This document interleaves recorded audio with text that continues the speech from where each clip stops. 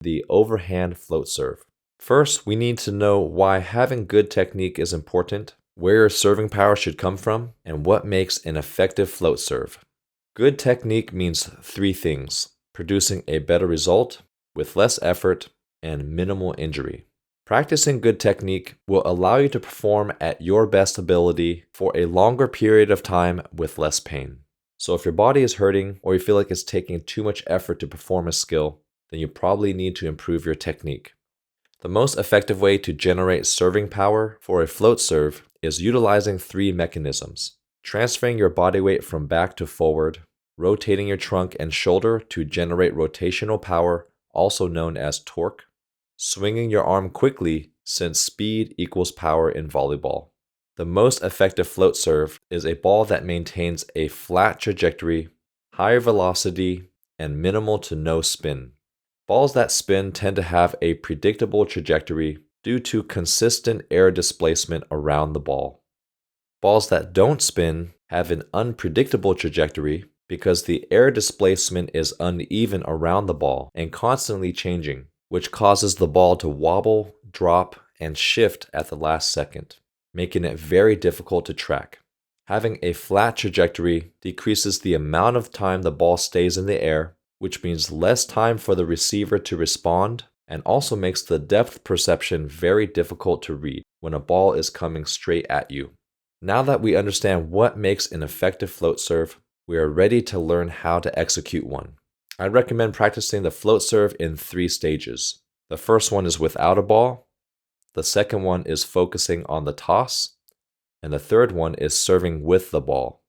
Practicing the technique without the ball will allow you to take your time to understand each movement without the pressure of having to serve the ball over the net. Even though we're not using a ball during this stage, you should still mentally visualize a ball in your hand.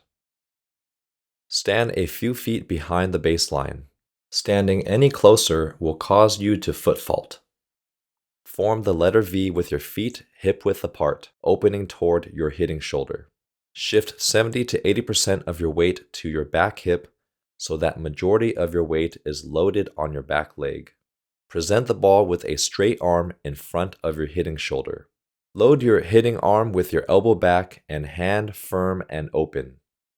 Lift the ball straight up for the toss, step forward with the lead foot, rotate and swing at the ball near or above eye level.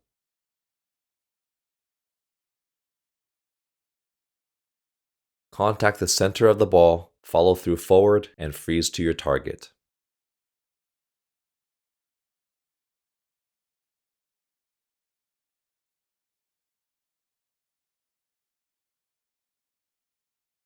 For your arm swing, it's very similar to the spiking arm swing except for 3 main differences. For spiking, you're contacting as high as possible, slightly in front of your shoulder, and you're following through downward so the ball can have a downward trajectory. For float serve, you're contacting the ball near eye level and following through forward so the ball can have a forward and flatter trajectory. Now we're ready for the second phase, which is focusing exclusively on the toss. The toss is the single most important aspect of any serve because it will determine the trajectory, power, and consistency of your serve. Present the ball in the same way as you did without the ball. Toss the ball slightly higher than the height of your head. Step forward with your lead foot in an open position, which means your hips are not rotated yet. If you do this correctly, the ball should land slightly to the right and in front of your lead foot, which is the ideal contact point distance to maximize a flat and fast trajectory. Once you can toss at the same height and location 5 times in a row, then you're ready to perform the full serve.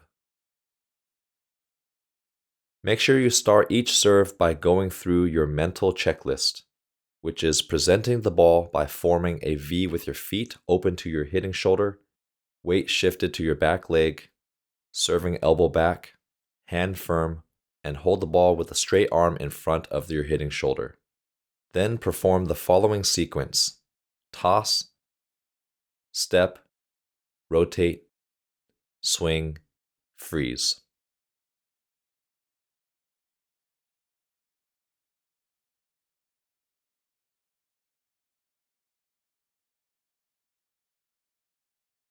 Contact the ball with a firm hand in the center of the ball, just above the center of your palm. The goal is to have minimal contact with the ball and drive through the center of the ball to maximize the float effect. If your hand is too relaxed, it will take the shape of the ball, which will create topspin in a consistent trajectory. Then freeze to your target for accuracy and consistency.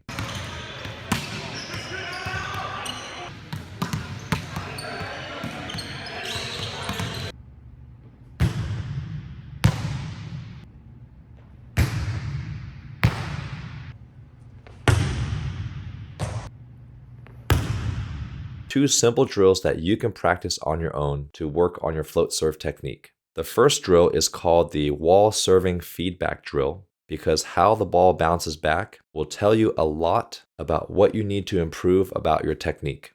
Stand about 15 feet away and visualize the height of the net on the wall. The goal is to serve the ball so that it has no spin and bounces directly back to you, which means you toss the ball correctly in front of your hitting shoulder, had flat contact, and drove straight through the center of the ball.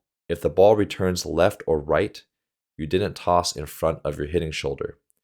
If the ball bounces back high, you contacted the ball below the center or too high above eye level. If the ball bounces back too low and in front, then you contacted above the center of the ball. If the ball spins, then your hand was too relaxed or you didn't contact it above the center of your palm. The second drill is called serving progressions. Start behind the 10-foot or 3-meter line and perform a float serve. Once you can serve straight and flat with no spin, then you've earned the right to take one step back and see if you can serve straight and flat again with no spin. Once you've done that, then take another step back. The goal is to gradually work your way back to the baseline. The purpose of this drill is not to simply serve from different locations on the court. The focus should be the quality of the serve. So that is why you cannot take a step back until your float serve is straight, flat, and has no spin. I hope you found this tutorial video helpful. Let me know in the comments below which detail helped you the most and what challenges you're currently experiencing with your float serve.